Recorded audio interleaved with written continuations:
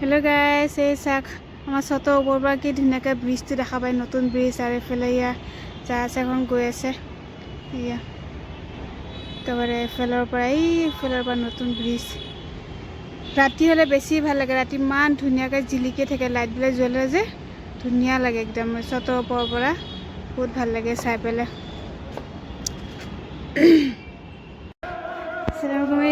Cinema iftar কৰিব ready হৈছোঁ।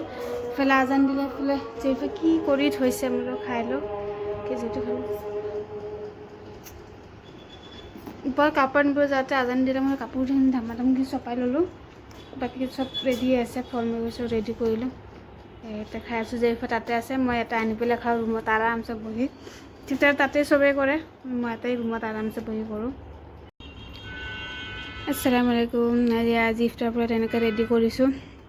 এইফালে বৰা চাউলৰ পিঠা বনাইছে, এইফালে দালিৰ পকৰি, এইটো মিঠা আলু বেচন দি পেলাই ফ্ৰাই কৰিছোঁ সৰুকৈ পাতলা কাটি, বহুত টেষ্টি হয় খাবলৈ, মচমচীয়া।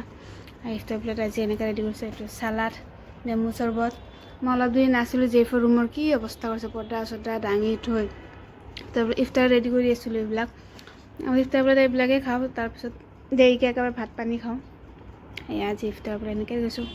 আলহামদুলিল্লাহ, আল্লাহ যিখিনি মিলাইছে ৰেডি কৰিছোঁ। আসসালামু আলাইকুম।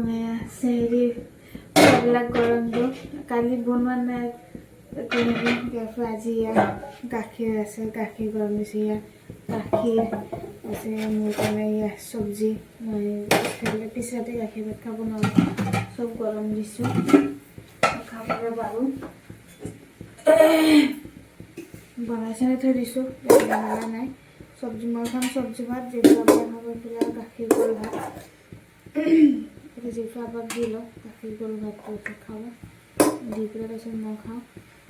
দেৰি হৈ উঠোঁতে মাল যে বনাই চনাই থৈ দিছোঁ, মই বোলো যিটো আবাক দি দিওঁ, দি লৈ পেলাই তাৰপিছত মই খাম। মই চব্জি ভাত কেৰাহীৰ পৰা ৰাতিপুৱাই লৈ ল'ম। তাৰপিছত এইফালে এয়া প্লেটতে গাখীৰ চাখীৰখিনি দি দিওঁ আৰু খাই ল'ব।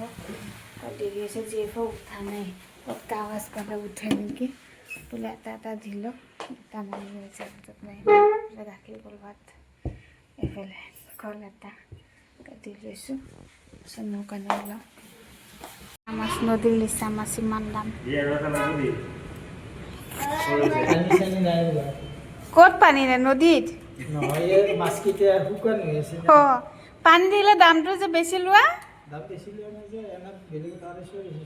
কিমান? আধা কেজি দিছা, বাচি দিয়া। টাইম নাই যে বাচিব, কাম কৰি আছোঁ।